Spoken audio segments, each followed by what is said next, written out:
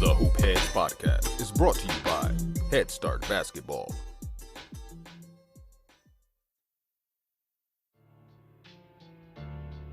Hey Hoopheads! Wanted to take a minute to shout out our partners and friends at Dr. Dish Basketball. Their Dr. Dish shooting machines are undoubtedly the most advanced and user-friendly machines on the market, and they truly accelerate skill development faster than ever. Learn more at drdishbasketball.com and follow their incredible content at Dr. Dish B-Ball on Twitter, Instagram, Facebook, and YouTube. Mention the Hoopheads Podcast and save an extra $300 on the Dr. Dish Rebel, All-Star, and CT models. Also, make sure to check out the new Dr. Dish Home Machine. Visit drdishbasketball.com for details. That's a great deal, Hoopheads. Get your Dr. Dish shooting machine today. Hi, this is Sean McDonald, boys varsity basketball coach at University School in Cleveland, Ohio. You're listening to the Hoopheads Podcast. Prepare like the pros with the all-new Fast Draw and Fast Scout. Fast Draw has been the #1 play diagramming software for coaches for years. You'll quickly see why Fast Model Sports has the most compelling and intuitive basketball software out there. For a limited time, Fast Model is offering new subscribers 10% off Fast Draw and Fast Scout. Just use the code SAVE10 at checkout to grab your discount, and you'll be on your way to more efficient game prep and improved communication with your team. Fast Model also has new coaching content every week on its blog, plus play and drill diagrams on its play bank. Check out the links in the show notes for more. Fast Model Sports is the best in basketball.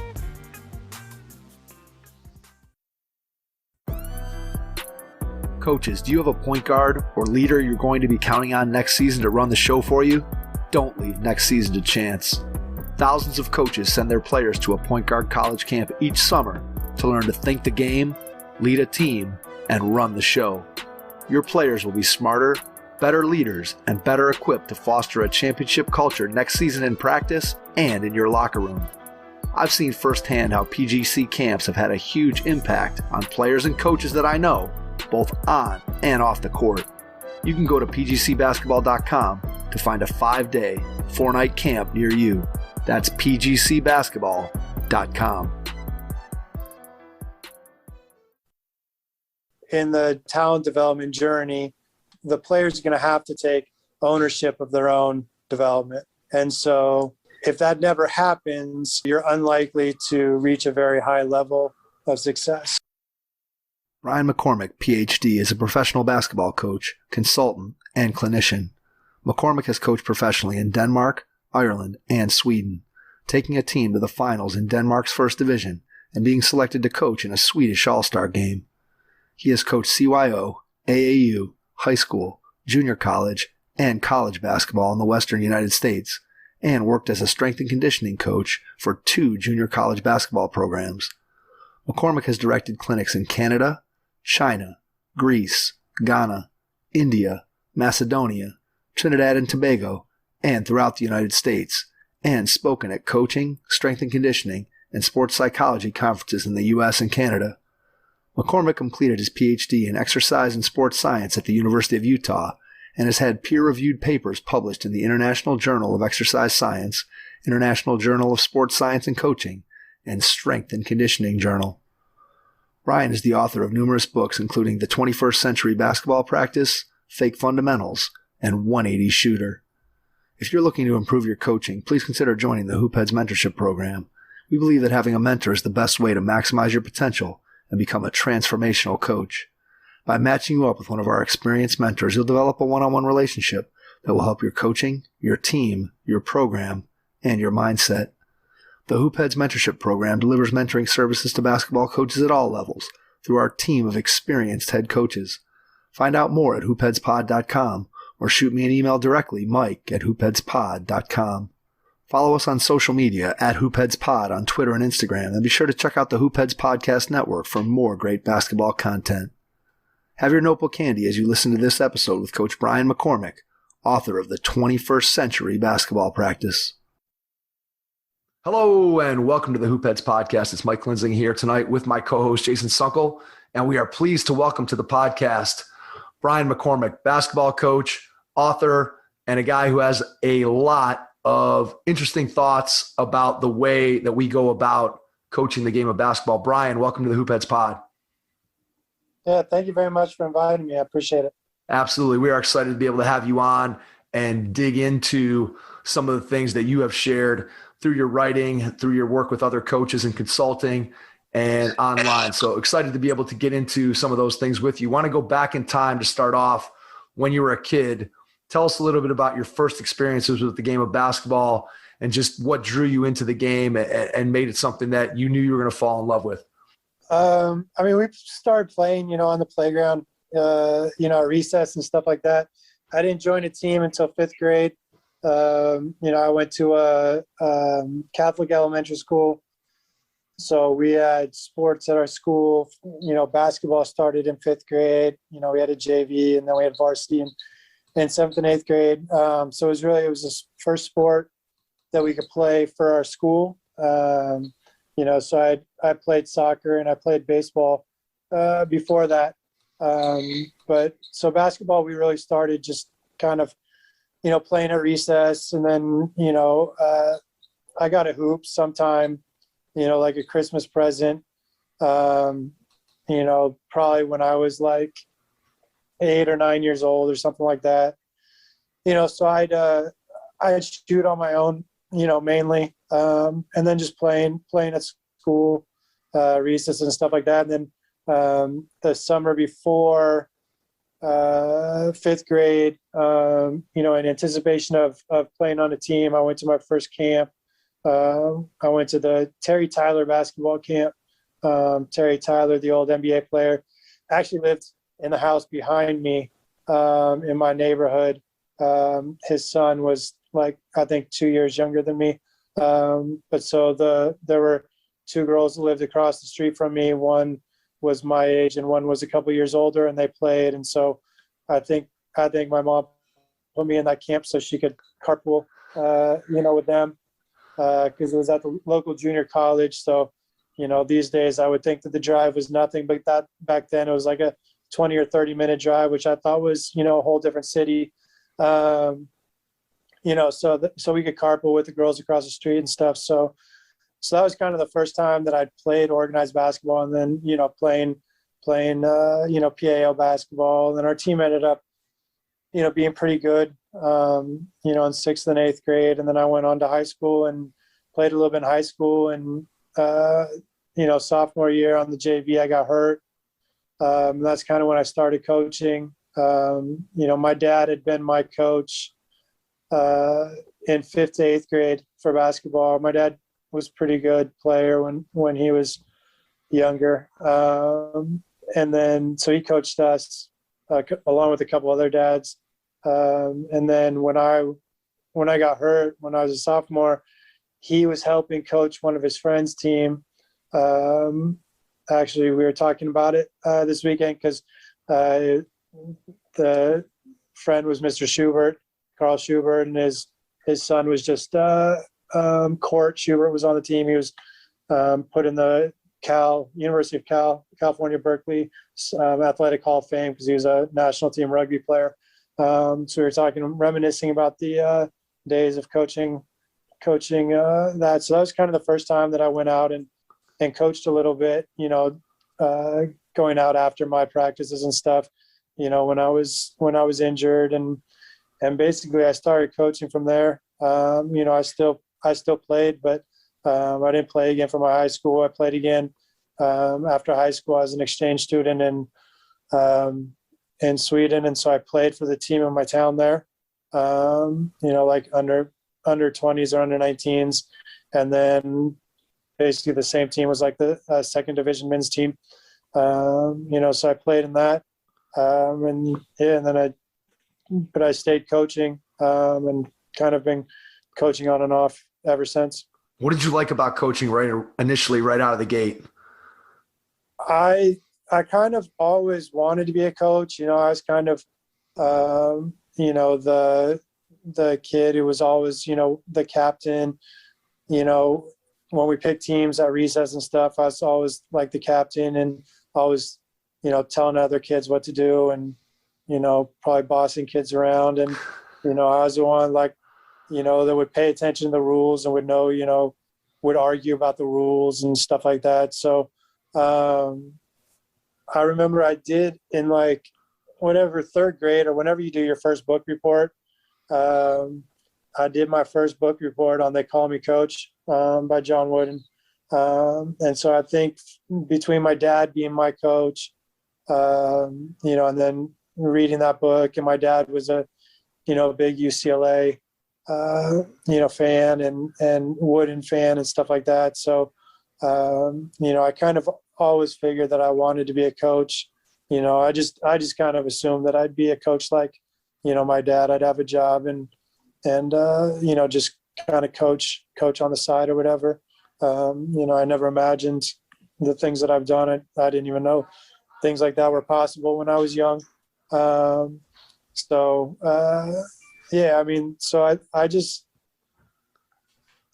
always kind of imagined that I would be a coach just because, that's what my dad did. And, my dad,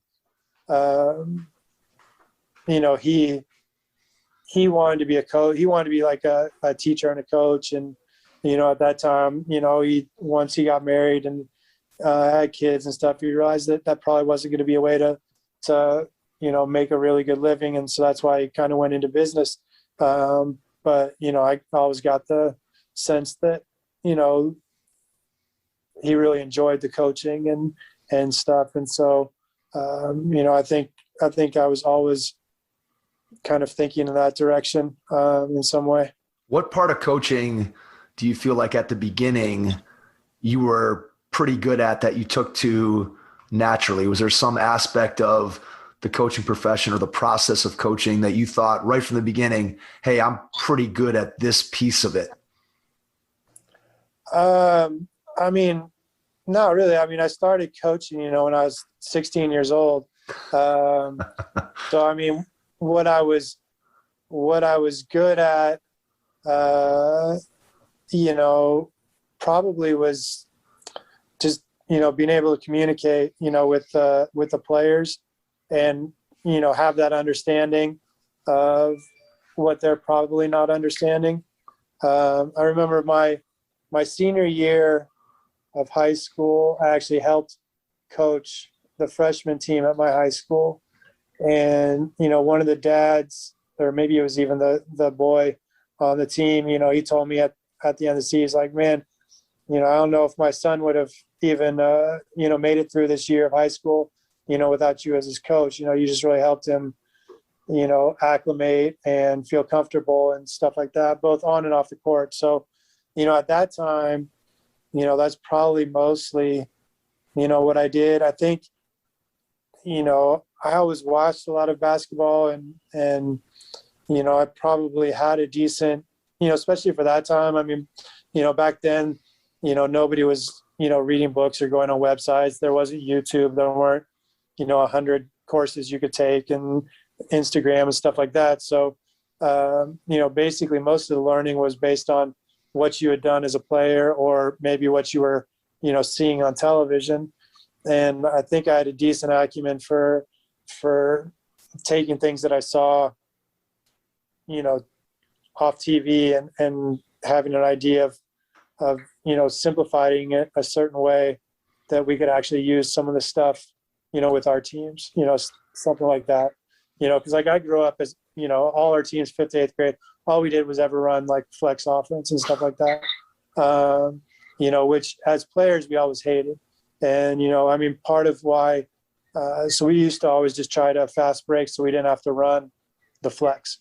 Because, for us, it was all, we just have to kind of follow directions and whatever. We just wanted to play like we played when we were, at recess and stuff like that.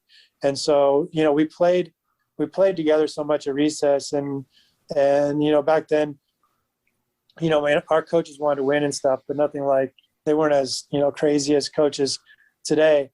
So, we would, and it seems commonplace now because we see it more, but back then it was, much different. Like I remember, being in a whatever 6th or 7th grade basketball game and throwing, behind the back passes or going, behind the back. And, back then it was like, some coaches were, you can't do that. That's just, you're just showing up the other team and stuff like that. And, like I said, now it's commonplace and it's not a big deal if a 7th grader can go behind his back or throwing around the back pass or something like that. But back then, like it was unusual and it was things that we could do because we did it, when we played, on our own at recess. It wasn't things that we, really did during practice or anything like that. But so then when I started coaching, like I had a decent idea of how to not rely on the flex offense and try to, kind of implement, very basic things that, I probably picked off television. So compare and contrast the way that you feel like you grew up in the game and learned the game compared to the way that kids who come up in the US-based travel basketball system, just in general, obviously there are variations, but when you think about the way you grew up in the game versus the way a kid who kind of follows the traditional path of today's youth player, what's different about the experiences that you had versus the experiences that a kid has today? And then we can kind of get into what are the benefits and negatives of each of those two systems. I think the biggest change is for us, it was, we played on our own before we ever joined a team. So it was always, it was always something that was, player or child initiated. Now, children start at such a young age that, they can't really make that choice. Like I don't remember making a conscious choice to join a little league team when I was 6 years old or the youth soccer team, when I was 6 or 7 years old, whatever it was. Like, I don't remember making that choice. I don't remember asking my mom if I could play soccer, asking if I could play baseball. I'm pretty sure that, they saw a sign up somewhere.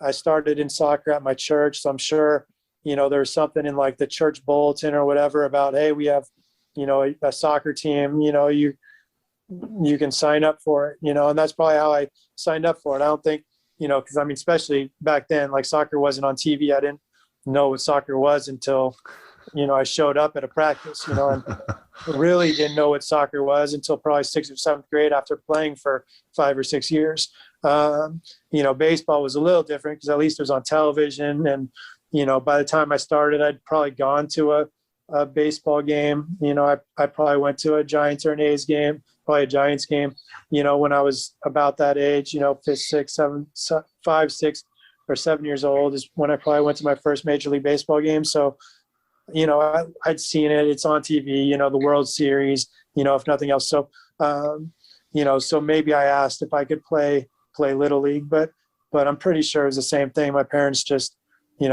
that's what you did. You play sports. So, where can we sign up our son for sports? Whereas basketball, there may have been leagues, but nobody I knew played in them at that age.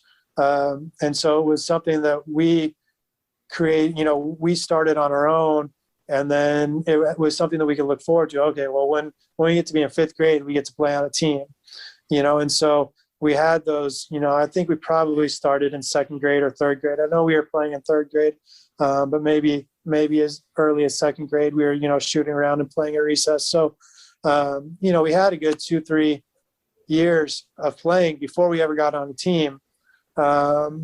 Where we could make that kind of decision. Yeah, I want to play basketball. I really enjoy this. And we messed around and we, learned through our own mistakes and stuff like that. Whereas now, children are put on teams when they're, 6, 7 years old. And like I said, with me and with baseball and soccer, it's probably not really their own choice. Their parents are probably putting them on teams because they think it's good for them, or they don't want them to fall behind, or, whatever the reasons, which all have merit that parents have for putting their children in sports. But it becomes a parent initiated activity. And then typically the practices and games are all coach driven. And so, to me, everything else that's different about the system starts with that idea is that, for us, it was all intrinsically motivated, and child-centered, for the first 2 or 3 years, before we even joined a team, whereas today, most everything starts off from the beginning as a adult initiated activity, and generally with, kind of extrinsic, or external motivation.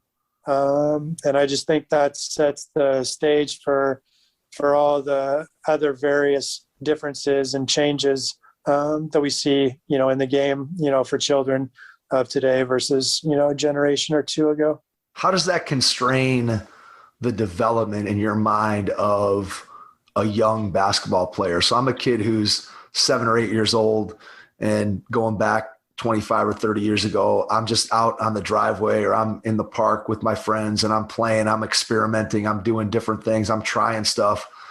Versus I always feel like you put a kid today in a game at age 7 or 8 and somebody's in the stands, a coach is telling them what to do, there's a scoreboard, people are watching. And I always feel like it just constrains a kid's ability to try different things. Because if people are watching, you're going to kind of default to what's easy or what you do well. And so can you speak a little bit to maybe the creativity in the game that's been lost because we put kids into organized games far too fast and they don't get that opportunity for free play? Yeah, I mean, I agree. When we're at recess or whatever, it's a much more, like I said, it's a much more child initiated activity, more freedom, creativity. There's no real right or wrong. Nobody told us not to shoot 3-pointers until we got to a team, in 5th or 6th grade. And then our coaches told us not to shoot 3-pointers.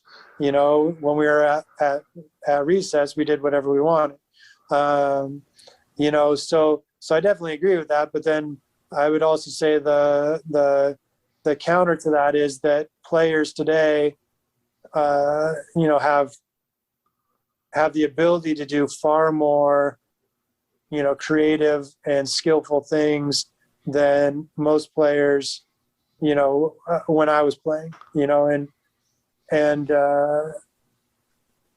just because once you got on a team, whenever you started 4th, 5th, 6th grade, most of the things were then discouraged. So we had some ability to do different things because we had, made them up on our own, but then once we got a team, it was, no, you can't do that.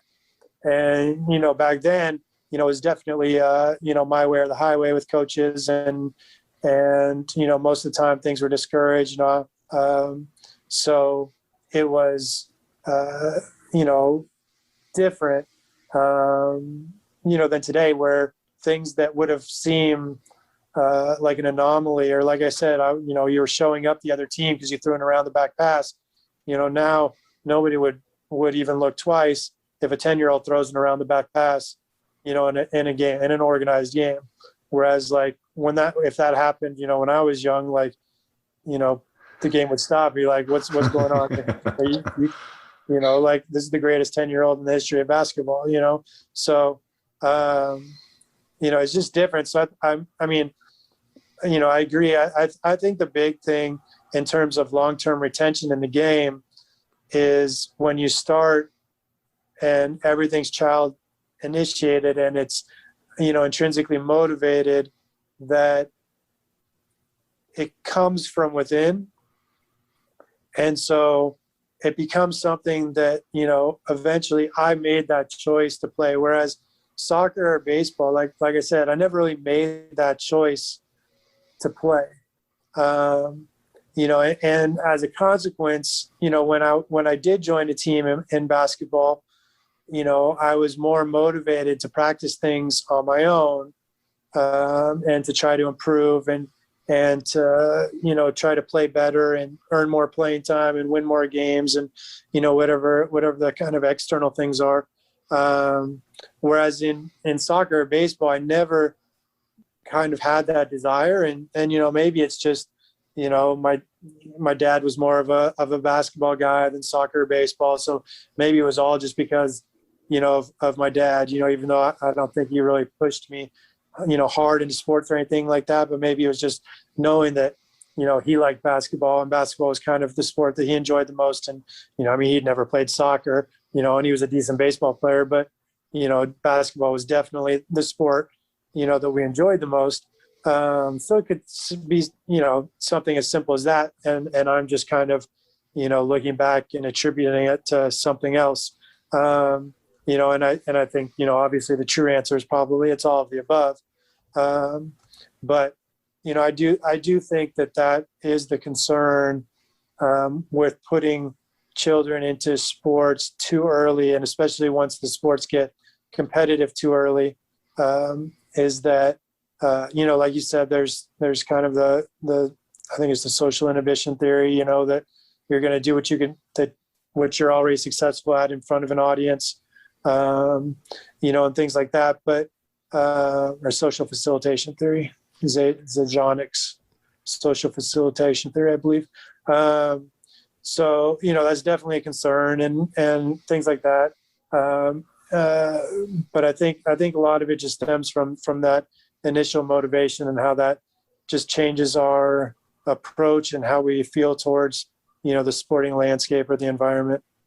Yeah, it's so true. That intrinsic motivation, I think that's something that if you don't learn it as a coach or you don't kind of realize it in your own journey as a player, I think for those of us that are out there that are parents, I think you come to realize very, very quickly that if your child is not intrinsically motivated in whatever it is, it could be basketball, but it could be playing the piano, or it could be art or whatever. If you are providing those opportunities for your kid to try those things, and then you're having to drag them to those events or those activities, we all know that your ability to achieve in that area where it's parent driven as opposed to child driven, you're never going to achieve what you hope to achieve, or as a parent, your child is never going to hope what you hope they can achieve if it's coming from you as the parent, as opposed to coming from within the child.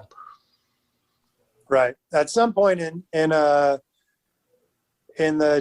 talent development journey, the player's going to have to take, or the athlete's going to have to take ownership of their own development. And so if that never happens, you're unlikely to reach a very high level of success. Like you said, if I remember when I started doing a little bit of private training, I realized basically private training was there so that, because parents knew that their child needed to practice more, but they also knew that they lived, busy lives. And the easiest thing to eliminate would be, taking their child to the park just to let them shoot on their own for a half hour or an hour. But if they had an appointment where they're working with a trainer, and they were paying for that trainer, and that trainer was going to charge them whether they showed up or not, then they would make sure that they were there for that hour. And so it was less, I think personal trainers, oftentimes that's really what a personal trainer is there for. People, in a gym or whatever, weight loss, or just to get in shape. It's to hold you accountable for being there. But, to be truly successful, you can't rely on that appointment to hold you successful. You have to be the one to initiate that, and that doesn't mean that it's necessarily wrong. It doesn't mean that you have to make that decision at 8 years old, that you're going to take ownership of your own development. But somewhere in that journey, somewhere, probably in the early teens, you definitely have to make that choice to say, yeah, this is something that's important to me, and I'm going to take ownership of what I'm doing, and I'm going to, start working out more. I'm going to ask my parents to take me here. I'm going to ask for a trainer because I think it'll help me, or I'm going to ask for a hoop in my backyard, or, whatever the case may be.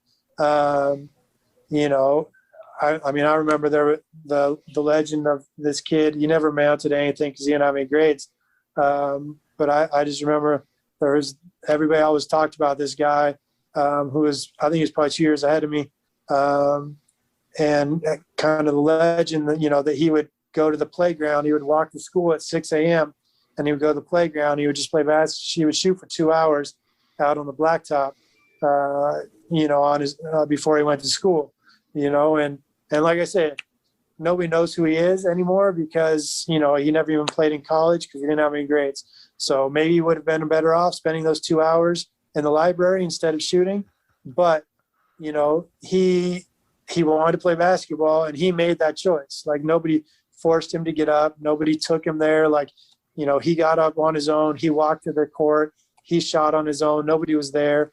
And it was, everybody always talked about that. But, so at some point, if you want to be a really good player, you have to make that choice. And as long as if you rely on it. And so to me, if you make that choice early to, and you progress into a sport more gradually where, I just play for fun. I play with my friends. I play in the neighborhood. And then, I asked my, third, fourth, fifth grade, hey, Mom, Dad, can I be on a team? Like, I've been playing basketball and it's really fun. I want to be on a team. I want to, have a coach. I want to get better. I think you're on the path to then saying when you're, 12, 13, 14 years old, okay, I've been on a team, I'm improving, but I really, really, I want to make the varsity team. I want to play in college. I want to do this, I need to work that much harder. Whereas if you start, when you're 7 years old and your parent drives you and puts you there and then they drive you and they say you need a personal trainer. And so they take you to a personal trainer, all you learn is to follow directions. And it's almost like you learn that sports are what you do when you have an appointment or when you have a practice, and you forget that you can do it on your own anytime you want. Like, you don't need that appointment to go out and shoot. You can walk to a court or ask for a ride to a court or take a bus or, whatever, and you can get yourself to a court. You can practice on your own. You don't need to have that personal trainer there to get up shots, and so I think that's one thing that gets forgotten when we just, from the very beginning, everything becomes, adult initiated. I remember when I first wrote Crossover, people they're like, this is great, blah, blah, blah. But, I started to try to listen to what you're saying. And I just put the ball out and told my players, to play. And they looked at me, they didn't know what to do. Like, they didn't know what pickup was. They didn't know how to pick teams or set their own rules and stuff like that. And it's because they never played without an adult telling them, what to do.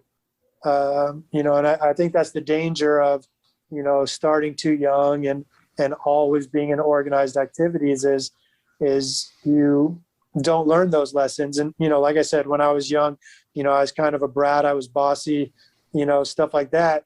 But, we all also learned how to, argue with each other and fight and make up and, take care of ourselves and stuff like that, social lessons that, we like to say sports teach us, but, how many lessons are you learning, when the coach is there and the coach settles or stops all the arguments, before they happen, or, they're the ones that are separating players before there's a fight, or the referee stepping in a game, whatever the case may be, or you've got the parents in the stands that are fighting themselves, so, if you don't have those environments where children are learning how to handle themselves and learn these things on their own, where do they develop those lessons? Yeah, it's so true. I think that's a really underrated piece of what unorganized sports can do. When you talk about playing driveway basketball or backyard football or sandlot baseball, I think that ability to interact with other kids and be able to solve disputes and set up rules and figure things out is a skill that I teach physical education at the elementary school level. And that's one of the things that my students 100% struggle with, is they don't know how to solve conflict on their own. They're always looking for an adult to step in and make a decision. They'll start arguing and then they'll come running to me. Hey, can you tell me I'm right and he's wrong, or vice versa, instead of that back and forth negotiation and figuring it out. And, sometimes it did result, as you said, sometimes it did result in actual fighting, but you learn to be able to negotiate and figure that out, because you wanted to avoid that. And I think the other thing that it also teaches you is to stand up for yourself when you think about the ability to call fouls or the ability to say, hey, this is ball's out of bounds, or that was a travel, whatever. Whereas again, in the situations that we have today, parents are always there, teachers are always there, a referee is always there to step in. And I think kids have lost some of that ability. And I know one of the things that you've done is you've created your Playmakers League. Can you talk a little bit about the philosophy behind that and just explain, if there's somebody out there that's listening, maybe it's a high school basketball coach, maybe it's somebody who's in the private basketball space, but just tell us a little bit about what makes a Playmakers League different and kind of how you came about putting that together and what it looks like. Okay, so basically the mission for Playmakers is I wanted to create a platform to change the way that we develop basketball players.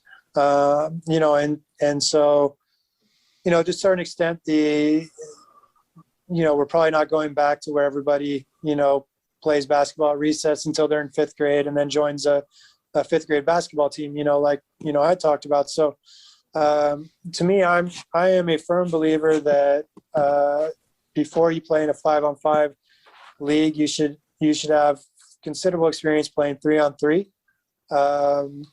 And I am a firm believer that the number one way that we can improve shooting in teenagers, adults, is for children to start shooting on a lower hoop with a smaller basketball. So essentially using age-appropriate, equipment for children. And so I did a study when I was working on my PhD. The first study I did it was nominally about physical activity, because that's kind of what my department studied. But I also looked at different things within the game. So I looked at, I forget now, I think it was like a 10-minute 5-on-5 game versus a 10-minute 3-on-3.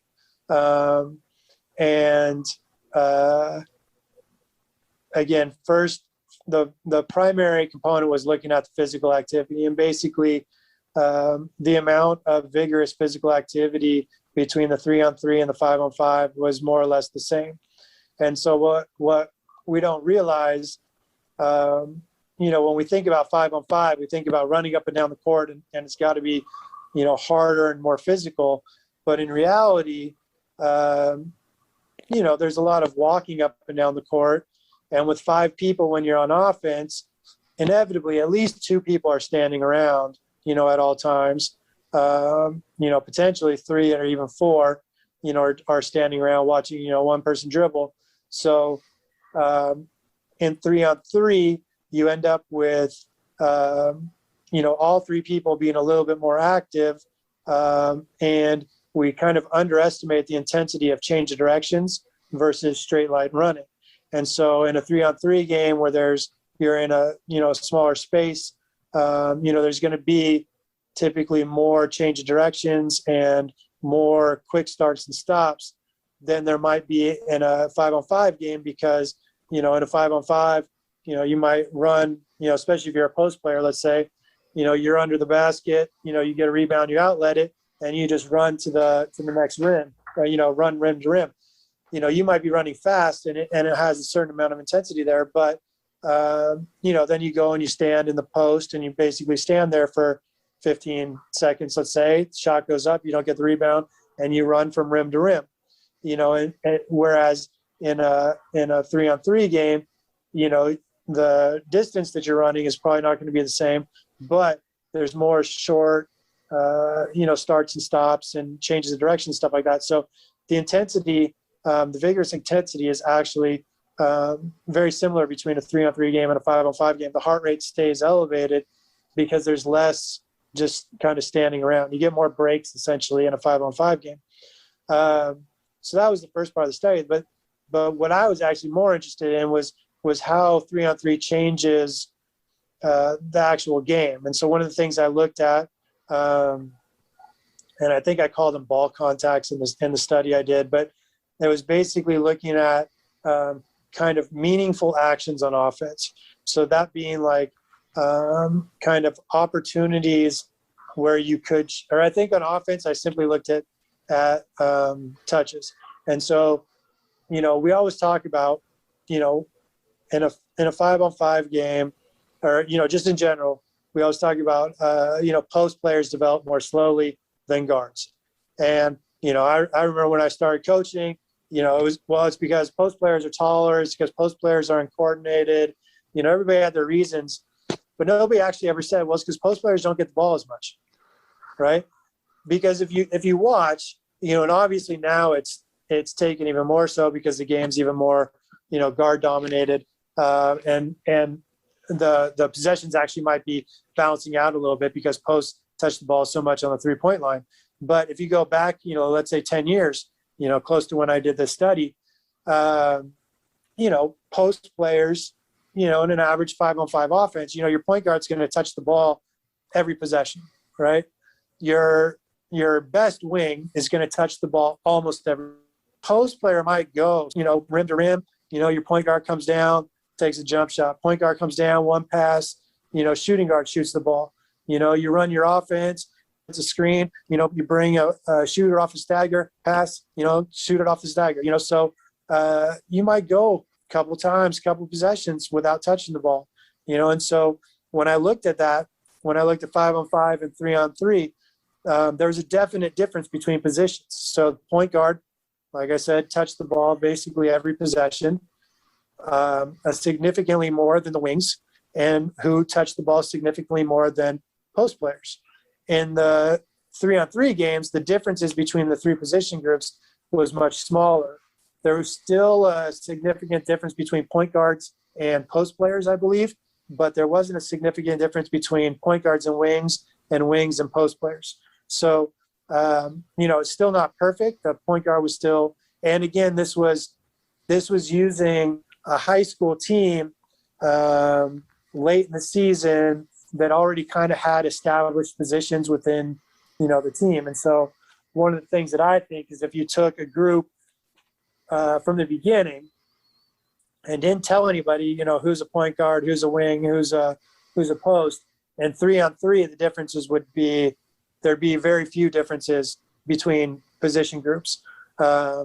Whereas because this group had played together, they'd grown up playing together, everybody knew who the point guard was, everybody knew who the shooter was, so they were kind of tailoring, even within their 3-on-3 offense, they were kind of playing to these kind of strengths. I think if there had been a group that didn't know each other, the differences would have evened out even more so than they did with this group. But to me, when we talk about posts, that's the reason. Posts just don't touch the ball. Like, how do you expect, if you look at let's say a 32-minute high school game and whatever, let's say there's 60 possessions on offense. And so your point guard touches the ball on all 60 possessions and your post only touches the ball on 30 of those possessions. How can you expect and then you do that for 30 games. How do you expect them to develop at the same rate?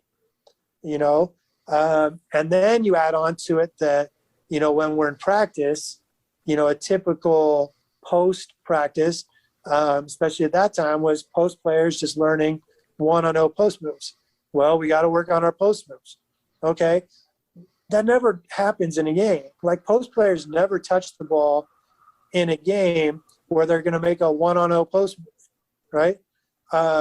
So then they get in a game and they travel, and now you don't pass the ball to your post player anymore because what they worked on in practice didn't transfer because they actually had to play against a defensive player. And guards suffer some of the same thing. But for whatever reason, we're more likely in practice to have guards play 1-on-1, especially, full court ball handling type stuff, than we are to have post play 1-on-1. A post workout is a mic and drill, followed by block to block, kind of, 1-on-0 post moves, or we put a coach there with what's it called? Like a football pad. Yeah, with a football pad. And so we're going to knock the shit out of our post players when they go up for shots. And that's how we're teaching them how to play through contact. But it doesn't matter because in a game they've already traveled. So it doesn't matter if they can play through contact.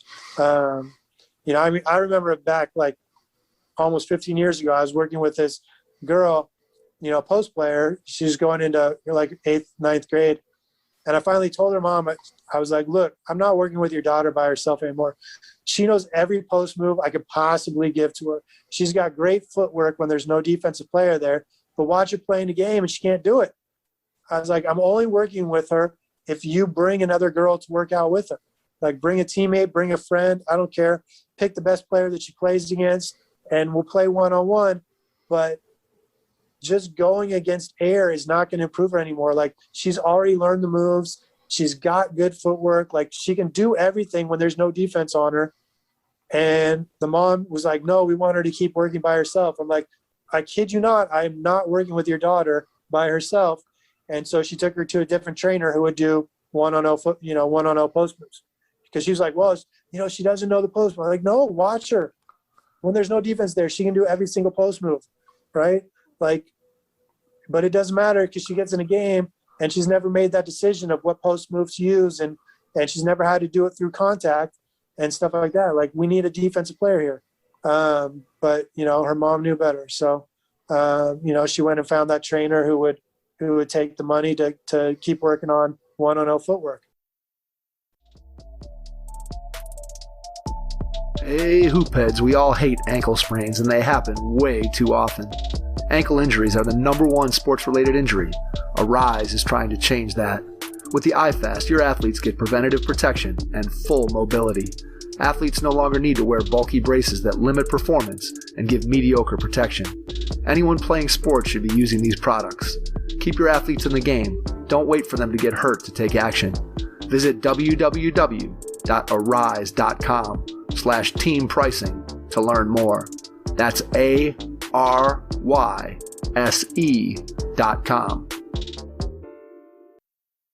Anyway, back to the Playmakers League. That's my belief, is that if we can start players in 3-on-3, there's nothing you can do in a 5-on-5 game that you can't do in 3-on-3. There's no situation. Most 5-on-5 games end up, most possessions offensively end up being, 2-person plays or 3-person plays. They're the foundation of all 5-person, offense. So all of that you can teach, in small-sided games. You can teach that in 3-on-3 play. And so that's the basic kind of mission behind Playmakers League is to, be a platform to, change how we develop young basketball players and what the entryway is to basketball and how we, basically how we develop players and how we format leagues for players. And along with the 3-on-3, then again, like I said, is using the age appropriate size baskets and balls. Cause children shouldn't shoot 3-pointers. I'm like, well, yeah, a 9-year-old using a size 7 basketball and a 10-foot hoop shouldn't shoot a 3-pointer, but give them a size 5 basketball on a, 8.5-foot hoop, and why not? They're going to be able to shoot with decent, technique, because now strength and size isn't the impediment that it is when we're using an adult basket and an adult ball. So that's kind of the mission behind it. The original idea actually came from, when I was a junior college assistant coach, I ran a AAU league. Like, I was, a typical more or less volunteer coach, making a small stipend. And so the additional way that I can make money is they allowed me to use the gym. And so, I started an AAU league, and I had, I was in Los Angeles, so I had teams coming from, San Fernando Valley all the way down to Orange County, coming to our league at Santa Monica College, and running it on Saturdays and Sundays, I think, 8 weeks or whatever. And so when I got to the end of it and I looked at all the money that I brought in, and then I looked at all my expenses, I was like, man, if I did not have to pay referees, I actually would have made decent money. So from there, I was like, well, how can I create something where the coach actually keeps the money instead of having to pay referees, and people, I know my high school when I was, that I went to when I was young, they managed to keep the money by making their players, referee, and so, they basically kept the money in house. So they would keep the money, but they would also pay the players a little bit. And then the players had to use that money, to travel to camps and summer leagues and stuff like team camps and stuff like that during the summer. They used the money that they were paid to referee and stuff like that. So, but that's how, some people get around, sending all their money out to other referees is, you just have your own players referee, and then you either force them to do it and don't pay them and keep all the money for your program, or you give the money to your players and then make your players, pay for, certain things. So, but so that was one of the reasons why the 3-on-3 came. I was like, well, we could easily do a 3-on-3 where my players could be, coaches and just kind of manage the baskets, as nominal referees, but not worried about, whether or not we're getting every call correct, and so that was kind of the idea is, this way you could run a league, a 3-on-3 league takes less gym time than a 5-on-5 league. You can have more players in action at the same time. And you don't have to spend all your money paying for referees. And then Mike McKay up in Canada, he did an in-house study where they ran a 3-on-3 league years ago. This was before I did my studies. This is at least a dozen years ago. And he said that what they found was in a 3-on-3 league, most of the dads went out, and met outside the gym and had coffee together and stuff. And, they kind of view the 3-on-3 as, it's not real basketball. So we don't have to be there yelling at our kid each possession or yelling at the referees each possession. And so they found that it was, it changed the behaviors of the coach, or sorry, it did change the behavior of the coaches, but it changed the behavior of the parents as well. And so, you had less of the problematic behaviors that typify, a lot of 5-on-5 leagues or AAU, the kind of stereotypical AAU experience.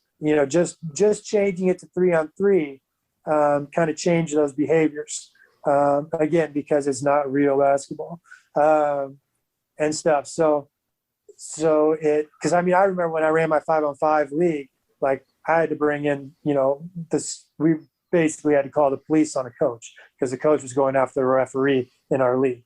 So, like things like that, you don't have to deal with, in a 3-on-3 league typically.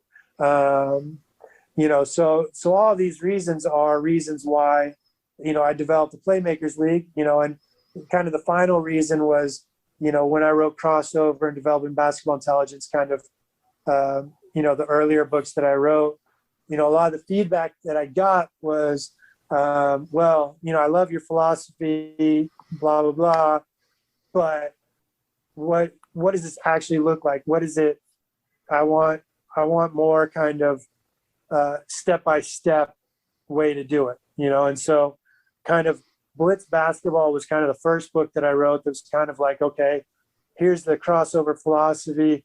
This is kind of exactly what I did using that philosophy with my under-9 AAU team.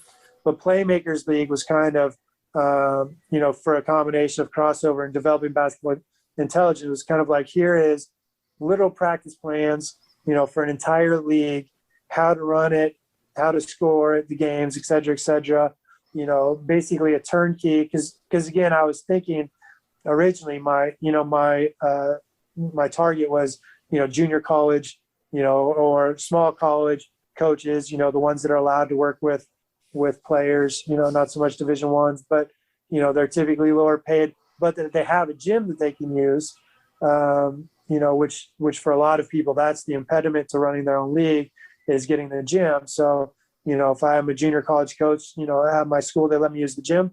Great.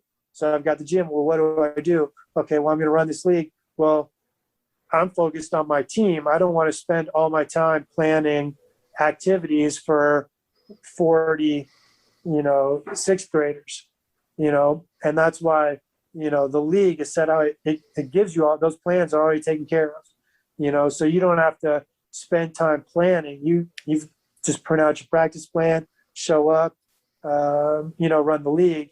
So it takes away some of the planning and the thinking and stuff like that would make running a separate league hard, for a coach who's also trying to do a good job, running their own team, So those were kind of the basic ideas, like kind of the mission, or the goal of the league, as well as kind of the practical ideas of why I started it. Why do you think there's such resistance? You mentioned it a couple times of, hey, 3-on-3, that's not real basketball. Or you think about the lower basket or the smaller ball. And I grew up, my dad was, I don't know if he was ahead of his time, but he was an exercise physiologist and taught, at the college level. And so from the time I was in 5, 6 years old, my baskets were always lower on my driveway. So I started out with probably a basket that was 6.5 feet when I was 4 or 5 years old. And then slowly over time, it went up. And I was probably, my basket on my driveway probably didn't get to 10 feet until I was 15 or 16 years old. And I was a pretty good player growing up, but my basket was always lower. And yet I think and Jason knows, and I know that there's a ton of resistance when you have baskets lower. I'll give you an example right now, Brian. We're running a camp this week, and we have some of our baskets set at 10 feet, and we have some of our baskets set at 8.5. And our grade levels are 1 through 6. So we're dealing with kids who are from 6 to 12 years old. And I had one father who came in, and I know the guy, and we're talking, and he says to me, "Oh, I see the baskets are low here. My son's not going to like that." And his son's a pretty good player. He's probably 11 years old.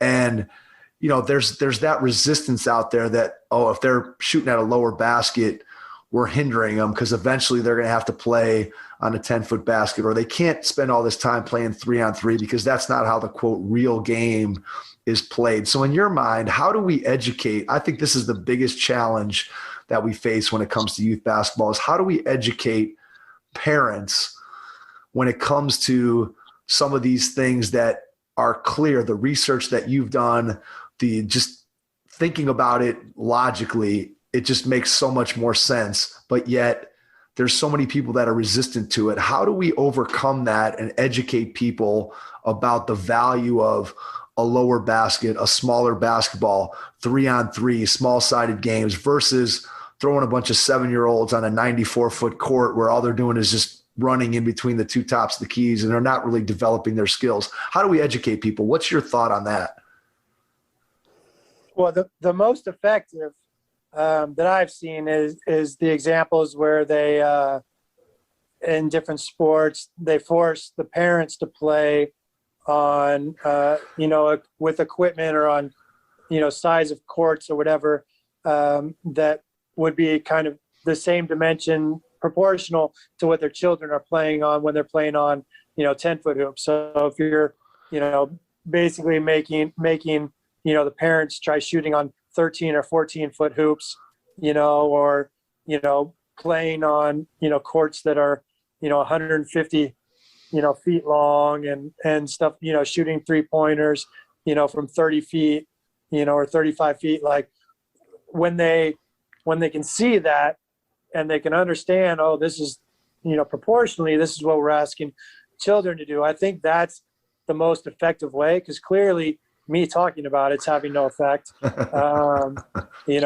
well as other people. I know I'm certainly not the only person who's ever said that we should play, 3-on-3 basketball or use smaller baskets. But, so just talking about it, doing research, on the Playmakers League website, I've on the side, there's links and there's, probably a dozen different studies, that look at modifications to youth sports. But I think I've pretty much just got the basketball ones on the website. But, in terms of how it affects enjoyment, how it affects skill development, how it affects motivation, all the things that really is what we want to develop. Like when we're talking about a third grader playing basketball, like we shouldn't really be concerned, what the actual 3-point percentage on a 10-foot hoop is. What we should be concerned is, are they enjoying the experience? Is it increasing their motivation to continue? Are the players coming back next year? Are they learning skills that they can continue to develop as they, mature?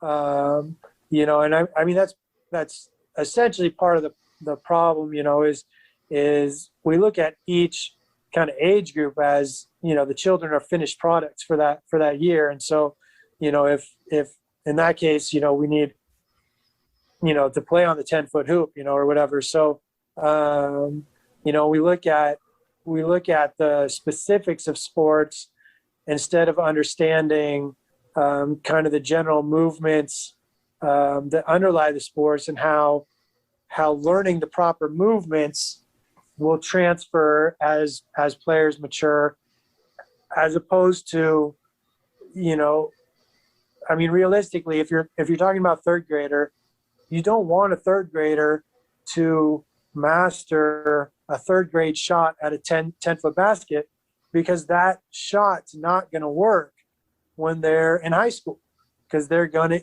it's the story of Steph Curry, he shot too low. And so his dad finally at some point in his high school, I believe, told him, look, if you're going to play, in college and beyond, we've got to, raise your shot a little bit. It's the same thing. Like if you master shooting threes as a third grader on a 10-foot hoop, some point in your life, you're going to have to change your shot.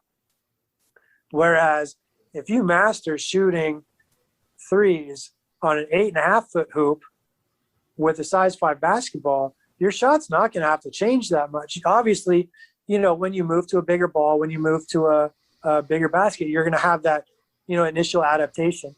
But you have that initial adaptation anyway, because if you're, 4'8", as a third, whatever, let's say fifth grader, I don't know how tall kids are, and then, you go through a growth spurt and you come back next year and you're 5'5", like you're adapting, like you're relearning your coordination. And so, that's why this obsession with being, well, we have to be so specific. We have to use the adult size because they have to learn how to shoot on a 10-foot hoop. It's like, yeah, but your 4'8" third grader who's a 5'5" fourth grader, that's like a new person. It's not the same person playing next season. And when they're a 6' ninth grader, they're a new person again. Like it's not the same thing.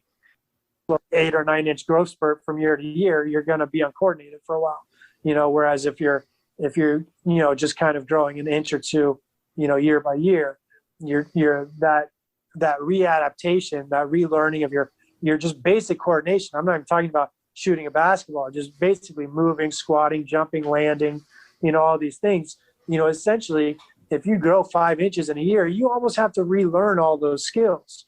And then you have to relearn the sports skills on top of that, have that new coordination. And so, I mean, things like this, we just, as just a general population, we just don't understand these things. What we understand is, well, basketball is played on a 10-foot hoop, so I have to play on a 10-foot hoop. Basketball is played 5-on-5, so I have to play 5-on-5, because that's what makes sense. If I want, because we think of learning as being specific, right? If I want to learn to play 5-on-5, I have to play 5-on-5. But what we miss is the 5-on-5 that we're playing really has very little to do with the 5-on-5 that we want to play when we reach a high school level or college level, right? The the shooting on a 10-foot hoop when we're in third grade has almost nothing to do with the shooting that we want to do, when we're, in 9th or 12th grade or in college or whatever. And so we're focusing on the wrong things instead of focusing on trying to have, proportional or age appropriate equipment, so that as our body matures, we change the equipment to stay in general proportion to our body. And so we never get too far away from that general, proportion. We focus on the absolute specifics. And so, if we can think of things in terms of proportions instead of thinking in terms of absolute specifics, I mean, that's, from a mathematical standpoint, that's how you convince people, but nobody wants to think about math or do math. So that's not going to work. I talked about this with an NBA coach, last week or the week before, we talked about it, and I know some other people have talked about it, potentially with 3-on-3 being in the Olympics and getting a lot more publicity, potentially that's going to change things. And now, people will actually view 3-on-3 as real basketball, since you can actually win a gold medal in the Olympics doing it. Short of that, like I said, the best way to me is getting the ridiculous baskets out there and just demonstrating and not trying to talk through it, but just showing, like, this is essentially what you're asking your kid to do. Like, can you make, with a basketball that's bigger than a size 7 ball, shooting on a 14, 15 foot hoop, can you make a shot from 30 feet? There are very few adults who can do that. Obviously, NBA players can, but your average out of shape, dad bod is not going to be able to make, a shot from 30 feet on, it's like throwing a medicine ball, and then you're like, see, that's what you're asking when you're telling your son to shoot from 20 feet on a 10-foot hoop with a size 7 basketball. That's what you're asking him to do. Like, all right, well, I guess that makes sense. Maybe I shouldn't be asking him to do that. I just think, like, doing things works better than, talking about it, because clearly, like I said, talking and research and all that, hasn't had much of an effect. But I just, I think it also comes down to, like, what's the basic motivations? Like, why are you signing up your son or daughter to play sports? And most people initially will say, well, I just want my son or daughter, I just want them to have a good experience. I want them to learn. I want them to, meet some friends, have fun, blah, blah, blah. But then you get to that first game, and now we're, batshit crazy, and we've got to win every game, and my kid's got to get up more shots, and yada, yada. And so, if we can take those initial reasons why we sign up for sports and say all those things are better served in a small-sided game, and 3-on-3 on a age-appropriate basket. Like, what do kids like doing? They like shooting, right? How are they going to make more shots? They like scoring. How are, you go to a second or third grade basketball game, and the games are, in single digits. Like, what's the point? Put them on an appropriate size hoop, and now all of a sudden you see kids that can do things. Like, that's fun. That's what kids actually want to do. They want to be able to do things. They want to be able to learn. They want to be able to put the ball in the basket, because, everybody realizes at the end of the day, that's the point of the game. And so, if I go out, and we play for, a 32-minute game, and we've got 12 points at the end of it, versus we play a 32-minute game, and we've got 40 points, like, scoring 40 points is more fun, and more kids get to, that team that scored 12 points is probably 2 people scoring. You got the biggest kid on the team is probably scoring most of the points, and then maybe some other player, makes a lucky shot. Whereas if you're scoring 40, you're probably getting 5 or 6 kids putting the ball in the basket. That's more fun for them. They enjoy it more. And if they enjoy it more, they're going to want to play more. They're going to want to practice more on their own. They're going to want to sign up for the team next year. And ultimately, at the youngest ages, those are the things that are most important, because you can't develop into a great professional basketball player, or high school basketball player, college basketball player if you quit when you're in 4th grade, because it's not fun, or, because you can't make a shot because, you're the smallest player on the court and you're using a adult basketball and a 10-foot hoop, and you're just not strong enough to put the ball in the basket. So nobody wants to pick you on their team. They don't put you in the game, et cetera, so you quit. Like, you're never going to be a professional player, a high school player, a college player if you quit playing when you're 4th grade. But we know that, by the age of 13, most players have dropped out of sports, and supposedly it's getting closer to 11 to 12. the 13-year-old always made some sense because there's going to be natural attrition when you move, even in the my generation, our generation, when you move from middle school sports to high school sports, there's going to be that natural attrition because, not everybody's going to be a 3-sport athlete anymore, kids are, teams are going to be competitive, and you're going to have to cut teams and stuff like that. I mean, my high school, I think my freshman year, 110, 115 players tried out for the freshman team, and my high school got tired of cutting that many players. So we actually had 2 freshman teams, but that still means you're cutting 70 players, so they're dropping out of the sport, not because they didn't want to play anymore, but because there's not a competitive team for them anymore. So those statistics always made sense to me. But, these days, kids are starting to drop out before that, kind of transition to high school. And typically the reason why children give for dropping out of sports is it's not fun. Why is it not fun? Well, one reason is because they can't do the things that they see on TV because the basket's too high, the ball is too big for them, and then part of it is, the environment that we create as coaches and as parents that make it, too competitive too soon. There's a host of other reasons, playing time, you signed up because your friend is playing and now your friend decides to play baseball. So you go play baseball. There's obviously, a ton of reasons. Nothing in sports or in life ever boils down to one single thing, but these are things that are actually within our control. We can have leagues, that use age appropriate equipment. I met with a YMCA or a Parks and Rec years ago. About I wanted to offer. I was like, hey, I want to run Playmakers League. Let's scrap your 3rd grade, 5-on-5 league, and let's make a Playmakers League. And he's like, and I talked to him, and he actually admitted, year to year, 50% of the kids in their league quit.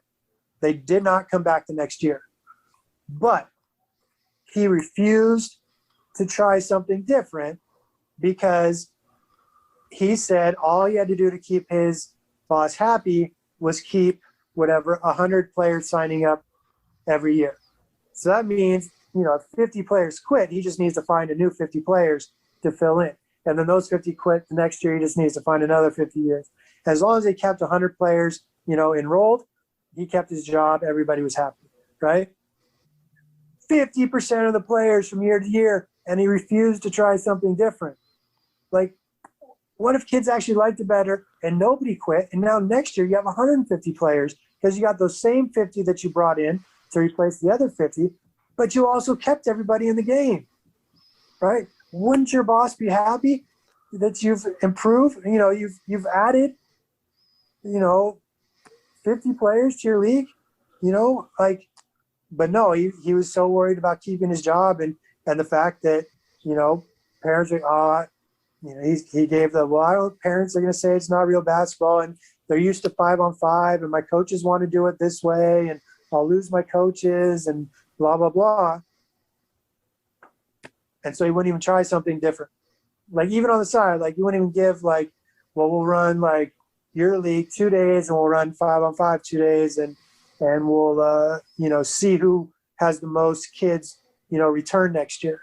He wouldn't even and so that's the hesitancy is, and I mean, it's like anything in life, change is hard, even if you're getting suboptimal results, it's often easier to continue getting those suboptimal results than to risk getting even worse. That's why a lot of coaches are hesitant to change players, shots in their teenage years. They're like, well, I know he only makes 30% of his shots, but what if I mess around with it? Now he makes 25%, without thinking, well, what if he makes 40 or 50%? Now you've got a player on your hands. But it's better, do no harm. So, we resist change, even when everything is telling us that change is absolutely necessary. If what business can last losing 50% of your customers year to year, right? But it's easier to stay with a no. Well, I know I can get more kids and they're going to sign up and we'll stay at 100 from year to year than to actually try something new. I think the most important point that you made there is the fact that so many kids, when you think about the game of basketball specifically and what attracts anyone to the game, it's throwing the ball through the basket. You know what I mean? It's making baskets. And Jason and I were actually just talking about this today at basketball camp and looking at the games that were played at lower baskets and how many more kids are brought into the game that can now make shots and can participate, where on a 10-foot basket, they just can't participate. And I think to go along with that, one of the things that I find disturbing / interesting, depending upon your perspective, is the number of facilities that are theoretically designed for kids that don't even have the ability to have a basket that isn't 10 feet. I know my gym at the elementary school where I teach, we have 10-foot baskets that are permanently anchored. There's no ability for me other than to bring in a portable basket to have a lower basket. Right. And I think just, you start looking at the people that are making decisions, and it's a challenge, and it's an educational piece, and there's an institutional piece to it. But I think if we could figure it out and we could get people to give it a shot, I don't think there's any kid who would say, hey, it's not more fun to play on a lower basket where I actually have a chance of making more baskets and playing, like you said, a game that's 40-38 instead of a game that's 8-7. It's just more fun to watch the ball go in the basket. There's no doubt about that. Yeah. When you think about, I wanted to ask you a little bit about teaching kids how to make decisions on a basketball floor, and how too often as coaches, we think that by teaching the technique of the game that we're helping the player to really improve themselves. Whereas really it's a combination. As you said, there's a difference between technique and skill. So just maybe talk a little bit about your philosophy there in terms of teaching kids to apply the technique with the decision-making within the confines of the actual game. Yeah. I mean, when we watch a game, it's easy to dissociate, from a cognitive perspective. It's easy to dissociate and say, oh yeah, well, I can isolate that skill and just practice that skill without any defensive player there. And then I'll get better at that. And then that will make me better in a game. Right. 'Cause that's kind of how we learn in other areas of our life. Right. And to me, that's one reason why I don't like to, I say I'm a coach. I don't believe in that. Well, I'm a teacher on a basketball court. No, I am a coach. I coach, and I don't think that's less than. I think sometimes coaches, we think of coaching as being less than being an academic teacher or something like that. So we want to prove that we're, as good as. So no, I'm a teacher, and the hardwood is my classroom and stuff like that. And so, I'm a coach, and I think, learning a motor skill, especially in a team game and invasion sport, it's different than other things. It's why I don't like when we try to compare, hitting a golf ball to shooting a basketball, or throwing a dart, or playing the piano or the violin, or all these things that, we try to generalize the research from these areas or what we see in these areas and say, well, the learning would be the same in basketball because learning's learning, but it's not. Defense changes everything. And so, using shooting as the example, because that's typically the hardest one with which to convince people, my friend Harry Mannanen from Finland says that, that there's no such thing as an uncontested shot, right? Once you're in a game, there's defense. Now, they may not be very close to you. You know, you might be wide open, you know, judged by, you know, whatever the standards are for being wide open, you know, whatever it's 6 or more feet, I think in the NBA is considered wide open, you know, the way that they do their stats. But there's still a defensive player there, right? And so just having that player, even if that player is 8, 9 feet away from me, when I catch that ball, I have a decision to make. You know, I have to decide, you know, is this the appropriate shot for my team at this point? Does a teammate have a better shot? Am I wide open? Do I have time to get my shot off? You know, is there a better shot for my team? If I, you know, pass up this shot and drive, you know, can I create all these things? And just the simple fact of having to make these decisions changes the execution of the skill. Now, when you actually put a defensive player, you know, close to you within 6 feet, you know, whether you consider it an open shot, which I think is 3 to 6 feet, or you consider it a contested shot, you know, inside of 3 feet, just the presence of that defensive player is going to change the actual biomechanics of shooting. So if you shoot in an empty gym by yourself, and then you shoot with a player somewhere within 6 feet of you, the actual biomechanics of your shot change, right? So typically, you know, you're going to shoot a little bit faster, and you're going to release it a little bit higher or a little bit, you know, or a little bit quicker, right? Because you, even if that player's, you know, 6 feet away, you have that concern that if you take too much time, you know, they're going to be able to close that distance and contest your shot. So if, as has been shown repeatedly, your shot changes with a defensive player presence there, just the biomechanics, again, not even talking about the decision component part, you know, how much does the isolated practice actually transfer to the game shooting? You know, and we've accepted this idea, you know, that there's game slippage and, you know, you've got to shoot 90% in practice to shoot 40% in games. And that's just standard. And, you know, big name trainers say it, so everybody believes it, you know, but to me, why? Why do we have to assume that, you know, you're going to shoot half as well during games as you are in practice? And to me, the answer is because you're not practicing the same thing. You're not practicing what's, you know, the skill that's being used in a game.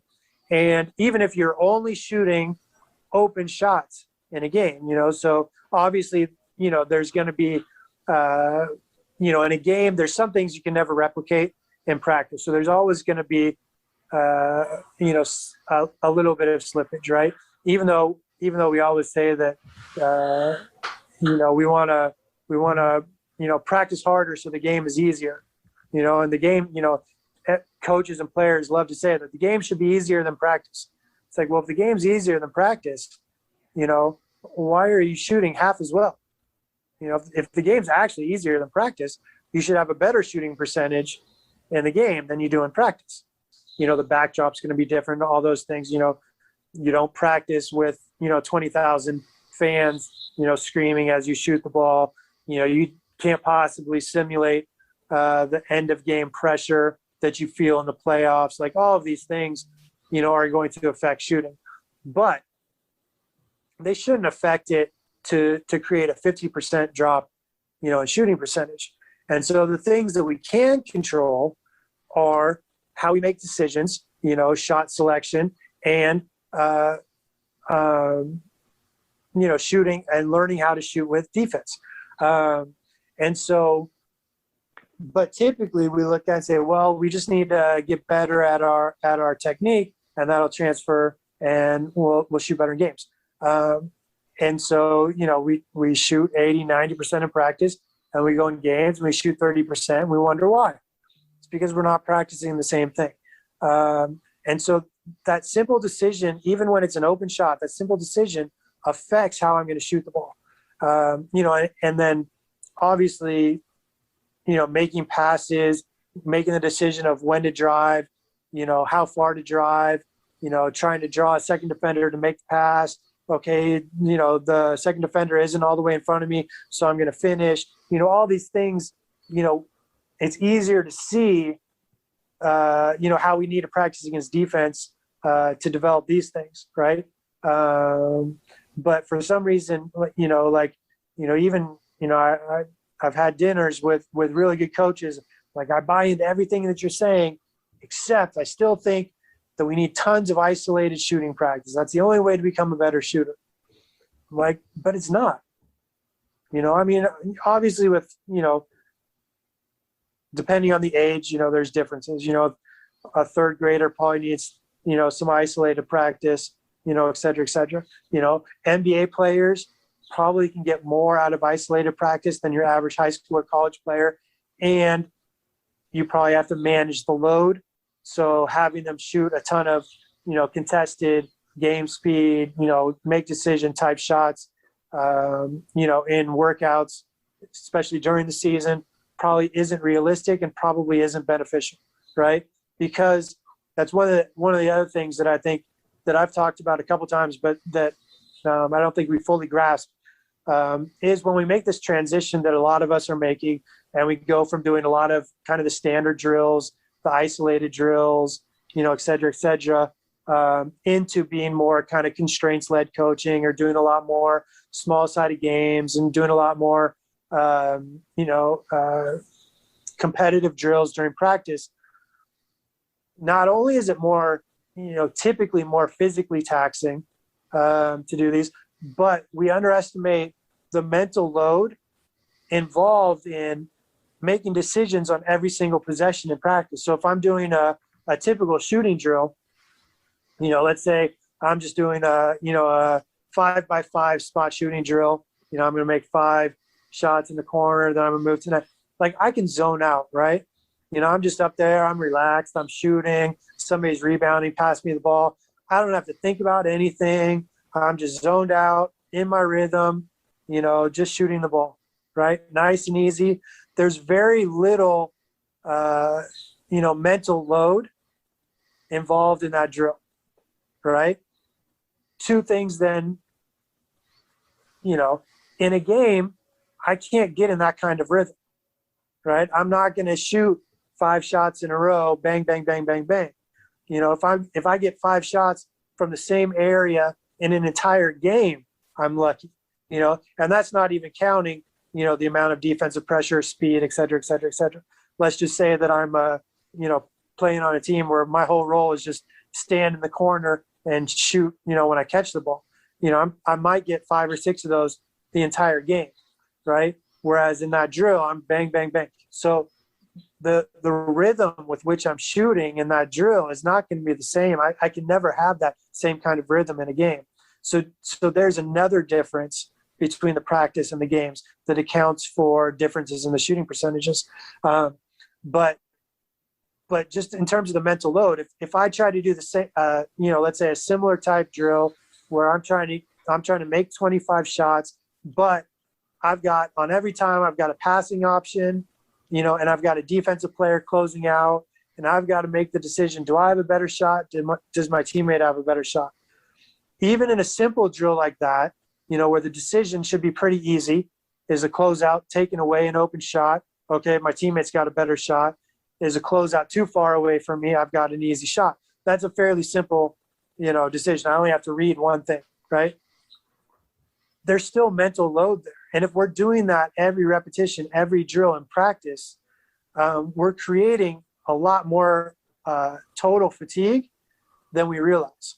And so, like I say, in a NBA, situation, where we're already looking at how much load, these guys have and the injuries that are happening, just from the games with, I know most of these teams, that are having the injuries, are barely practicing and have been barely practicing, for months now, so, trying to say, okay, well, we're going to get you game ready. So we're going to do a bunch of contested, decision-making shooting. It's probably not realistic. Right. So obviously, there's a spectrum, and and I understand this. But from a general standpoint, high school player, off-season workouts, stuff like that. We always talk about game shots. We want to take game shots, game speeds, game spots, right? But those really the constraints that most affect shooting percentages, in my opinion, are the defense. And that decision to shoot more so even than the speed or the distance. Obviously the distance has something to play. Some effect. You're going to shoot better on layups than you do on 3-pointers, right? But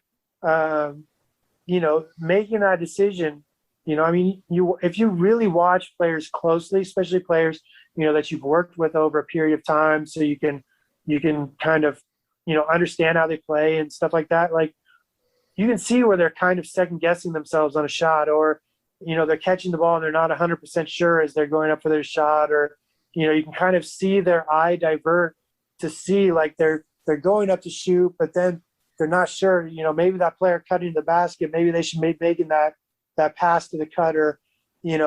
All of these things are going to affect shooting percentage.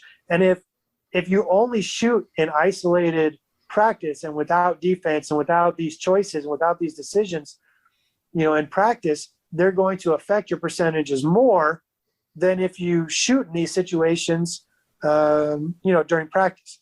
And so, that's why, to me, again, within reason, because, I do think you have to manage the physical and the, the mental fatigue, but within reason, I think there should be an offense and a defense, in every drill. Right. And I think, this is how you start to develop decision-making in players. Right. I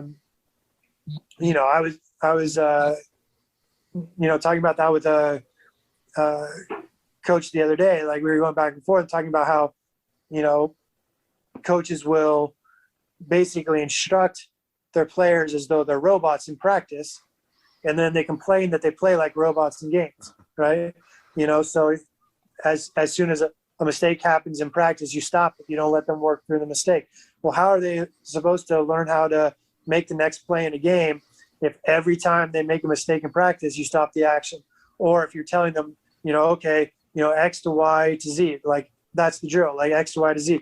And I see college coaches that they call that a decision-making drill. I'm like, no, you're telling the player what to do. Just because you stand there with a hand up, but you're telling them to shoot over your hand, that they're not making a decision. Like, to make a decision, they have to have the actual choice of, shooting the ball or not shooting the ball, shooting the ball or passing the ball.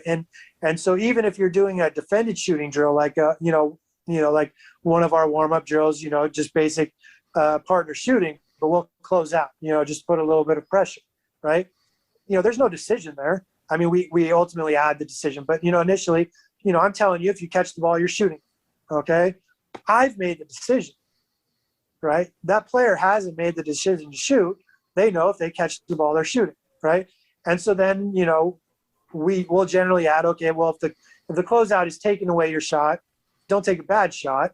That's where, and then we practice, our mid-range pull-ups there. So, okay, if the closeout's too close, it takes away your shot. Okay, then we're going to dribble into a pull-up. But still, I'm telling them what shot to shoot, right? So there's a small decision, judging the closeout, whether or not I have space to shoot or not. But really, the coach is making most of those decisions, right? I'm telling them on a catch, if you're open, you shoot it. If not, you dribble into mid-range, right? So it's limited. And so again, that's kind of the beginning process of learning to make decisions, and then you would load even more. Now you put a third player in the drill, so they've got the passing option, right? Then you put the fourth player, so now you have two defensive players, and so you build like that. And that's how, whether you're talking about shot selection, whether you're talking about, a 2-on-1 fast break, whether you're talking about, whether to finish at the rim or make the pass out, all these things, to me, that's basically, how you do it. You start, initially, kids have to learn the basics, so, they have to, learn a little bit of what's a layup, what's a pass, et cetera, so you have a little bit of undefended, practice, but the goal should be to get beyond that undefended practice as quickly as possible. And also to realize that you can always regress a drill. You don't always have to progress.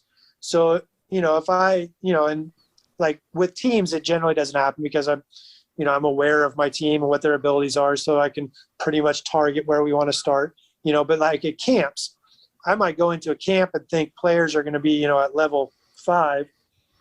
And then I start with, let's say a level 5 drill. And so let's say I'm going to skip, basic layups. We're going to go straight to, kind of defended layups. And then I start watching, oh, well, yeah, we need to step it back to level 3. We're not ready for level 5. Let's do a little bit of work on layups. And let's talk about what are different kind of layups that we could use so that we're not getting called for charges every time, or we're not just, taking the ball straight to a bigger player and putting it right into their hands. What are the options? If that player is beating you to the spot, if the player's already there, if it's a help player versus a player on your back, like what are the different shots that we can take? And let's try those a couple times without that player. Okay, now we're going to put that defensive player back in. Okay, and now that we've done some work where you're shooting the ball, it's just a matter of making the choice of which shot, right? So that's a fairly simple decision. Well, now we're going to have that second defensive player, right? And so now you've got to, well, do you stop and shoot a jump shot before you get to the defender, or do you go all the way and create contact for a finish? And then we're going to have that second offensive player. Well, now as you're going in, if you draw that help defender, now you've got that passing option. So instead of you taking a contested shot, that might be a good shot depending on your skill level. Now you're going to make the pass, potentially for a great shot, or maybe they're just going to hedge and they're going to recover. So really you need to keep the ball and make the layup yourself.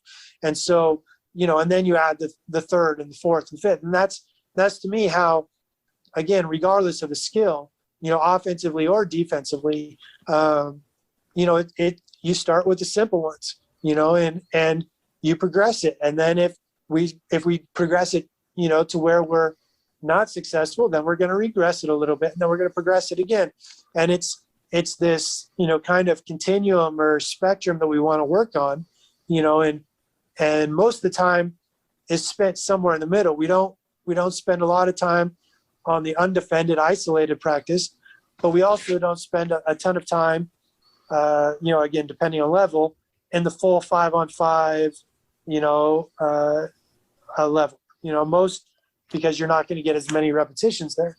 Most of the time is spent, making that initial decision, making, the initial play and then the pass, these kind of things, and doing it in, 2-on-2, 3-on-3, 4-on-4, those kind of situations are going to best allow for that, because you're gonna hit that sweet spot in terms of the difficulty and the complexity of the skill, the game representativeness of the skill, but also maximizing the number of repetitions that players get for the skill, that you might not be able to get in a 5-on-5 situation, and as a coach, you can control the action a little bit better in a 2-on-2 or 3-on-3. So you can constrain the drill, constrain the game to focus on the skills that you want to focus on better than you can in a 5-on-5 game. So, for those of you, to get back to the basic question of how do you build in decision making, basically, to me, that's what you do. You want to extend your players, you want to find out where they are, and then you want to extend them, and then you want to push them a little further. And when you push too far, then you want to come back and you want to keep them so that they're successful most of the time, but they shouldn't be successful all the time. Because if they're successful all the time, they're not really learning anything new. They're just doing something that they can already do. And so there's, I got the equation from a Gary Klein book, that there's basically improvement comes from two ways. You can either reduce mistakes or you can increase options or increase creativity, right? So, in terms of making layups, I can get better so that I make, 100% of my traditional right-handed layups. And that's one way to improve.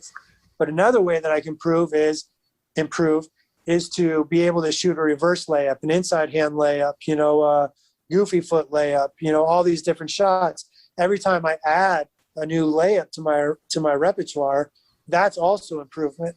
And so too often in practice, we focus on reducing mistakes and not enough time on increasing the creativity or increasing options or increasing ways that we can exploit the situations. Brian, that is great stuff. I feel like, honestly, we've touched on like 5% of what we could have gone into.